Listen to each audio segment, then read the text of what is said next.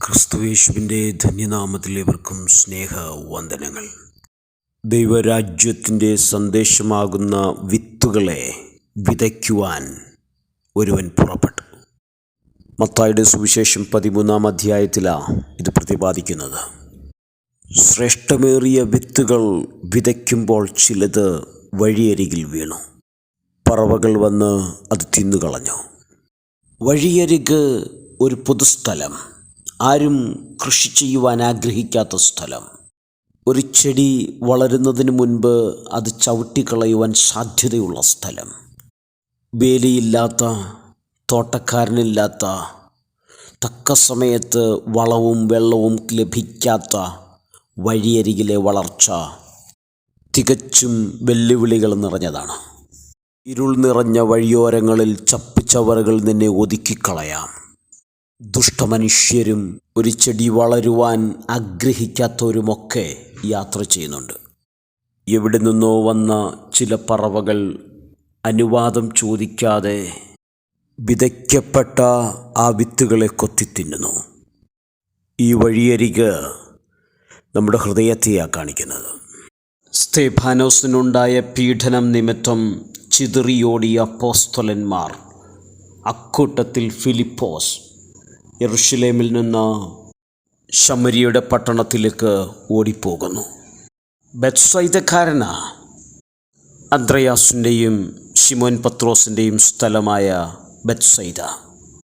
പക്ഷേ സ്വന്തം ബന്ധുമിത്രങ്ങളെയെല്ലാം വിട്ട് അപ്പൻ്റെ ഓഹരിക്ക് കാത്തു നിൽക്കാതെ തൻ്റെ ചുറ്റുപാടിൽ താൻ കണ്ടതും കേട്ടതും അനുഭവിച്ചതെല്ലാം, വിലയുള്ളതും വിലയില്ലാത്തതുമെല്ലാം ഉപേക്ഷിച്ചിട്ട് ഓടുവാൻ തയ്യാറായ ഫിലിപ്പോസ് ദൈവരാജ്യമെന്ന വിത്ത് വഴിയിൽ കളയാതെ ശമരിയ പട്ടണത്തിലേക്ക് ചേക്കേറി.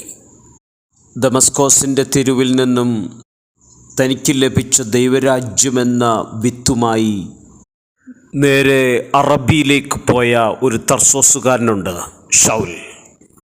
സ്വന്തം ധനം, മാനം, രാഷ്ട്രീയ സാമൂഹിക സ്വാധീനതകളെല്ലാം ചപ്പും ചവറുമെന്നെണ്ണിയിട്ട് ആ ദൈവരാജ്യമെന്ന വിത്ത് മുറുകെ പിടിച്ചു, മാറോട് ചേർത്ത് പിടിച്ചു. എഫേസ്യ ലേഖനത്തിൽ പൗലോസ് പറയുന്നത്, സകല വിശുദ്ധന്മാരിലും ഏറ്റവും ചെറിയവനായ എനിക്ക് ജാതികളോട് ക്രിസ്തുവിൻ്റെ അപ്രമേയ ധനത്തെക്കുറിച്ച് പ്രസംഗിക്കുവാനും സകലവും സൃഷ്ടിച്ച ദൈവത്തിൽ അനാദികാലം മുതൽ മറഞ്ഞുകിടന്ന മർമ്മത്തിൻ്റെ വ്യവസ്ഥ ഇന്നതെന്ന് എല്ലാവർക്കും പ്രകാശിപ്പിക്കാനുമായി ഈ കൃപ നൽകിയിരിക്കുന്നു. To me, the very least of all saints, this grace was given to preach to the Gentiles the unfathomable riches of Christ, and to bring to light what is the administration of the mystery, which for ages has been hidden in God, who created all things.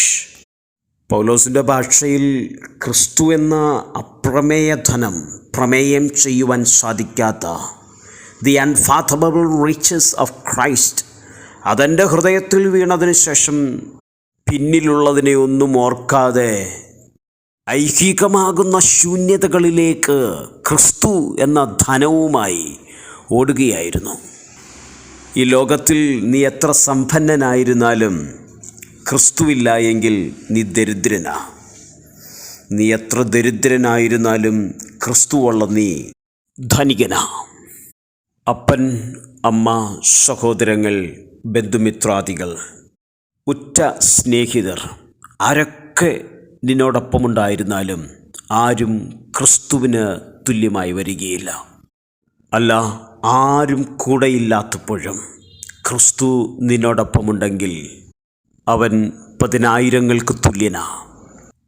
നിന്നെ കരുതുവാൻ ആരുമില്ലാതെ ഒരു മരുഭൂപ്രയാണത്തിലെന്ന പോലെ ജീവിതം നയിക്കുകയാണോ? അവിടെയും അവൻ നിന്നെ കൈവിടുകയില്ല. നീ മുറുകെ പിടിച്ചിരിക്കുന്ന ക്രിസ്തുവിനെ തള്ളിക്കളയുവാൻ സാധ്യതകൾ നിൻ്റെ മുൻപിൽ വന്നേക്കാം. വീട്ടുകാരുടെയും നാട്ടുകാരുടെയും ഒക്കെ സമ്മർദ്ദങ്ങൾ നിനക്കുണ്ടാകാം. നിന്ദിക്കുന്നവർ പലരാകാം. പക്ഷെ കൊരിന്ഥി ലേഖനത്തിൽ പൗലോസ് ഇങ്ങനെയൊരു വാക്ക് പറയുന്നുണ്ട്: എന്നെ നിന്ദിക്കുവാൻ കാരണമന്വേഷിക്കുന്നവർക്ക് കാരണം അറുത്തുകളയേണ്ടതിന് ഞാൻ ചെയ്യുന്നത് മേലാലും ചെയ്യും. അവർ പ്രശംസിക്കുന്ന കാര്യത്തിൽ ഞങ്ങളെപ്പോലെ അവരെ കാണട്ടെ. But what I am doing, I will continue to do, so that I may cut off opportunity from those who desire an opportunity to be regarded just as we are in the matter about which they are boasting. 2 Corinthians chapter 11 verse 12. തീ പോലുള്ള ശോധനകളുടെ നടുവിൽ ക്രിസ്തുവിനെ തള്ളിക്കളയാത്തവരുണ്ട്. ജീവൻ്റെ അപ്പം, നിത്യ ജീവ ജലനദിയാകുന്ന ക്രിസ്തു. ജീവിതം എന്തുകൊണ്ടും മെച്ചം അവൻ എൻ്റെ ജീവിതത്തിലേക്ക് വന്നതിന് ശേഷമാണ്. ആർക്കും വേണ്ടാതിരുന്ന നിന്നെ തേടി വന്ന ക്രിസ്തുവിനെ വഴിയിൽ ഉപേക്ഷിക്കരുത്. അവൻ നിന്നോടൊപ്പമുള്ളപ്പോൾ ഏത് പെരുവഴിയിലും നീ സമ്പന്നനായിരിക്കും. ഞങ്ങളുടെ സ്വർഗീയ പിതാവേ, ഈ നല്ല ദിവസത്തിനായി സ്തോത്രം. ക്രിസ്തുവിൽ അങ്ങയുടെ മക്കളെ അനുഗ്രഹിച്ചു പ്രാർത്ഥിക്കുന്നു. ഐഹിക ലോകത്തെ ആഡംബരങ്ങളിലും ഈ ലോകത്തെ താൽക്കാലികമാകുന്ന വേദനകളിലും ഞങ്ങളുടെ ഉള്ളിൽ വസിക്കുന്ന ക്രിസ്തുവിനെ ഞങ്ങൾ മറന്നു പോകാതെ കാത്തുകൊള്ളുവാൻ അങ്ങ് ഞങ്ങൾക്ക് കൃപ തരുവാൻ വേണ്ടി പ്രാർത്ഥിക്കുന്നു. ക്രിസ്തുവിൽ അങ്ങയുടെ മക്കളെ ഏവരെയും അനുഗ്രഹിച്ചു പ്രാർത്ഥിക്കുന്നു. യേശു ക്രിസ്തുവിൻ്റെ നാമത്തിൽ തന്നെ, ആമേൻ. Father, in the name of Jesus, we come before the throne of grace. I bless my people in Jesus' name. At times, life can be very challenging. Sometimes unexpected storms comes into our lives.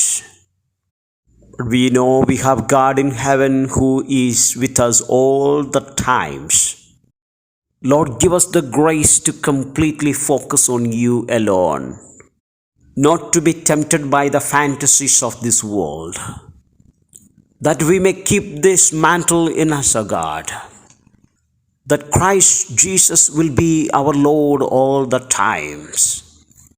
And I bless my people in the mighty name of Jesus, and thank you for hearing our prayers, because we pray in the name of Jesus. And all God's people said, Amen, Amen, Amen. God bless. Thank you.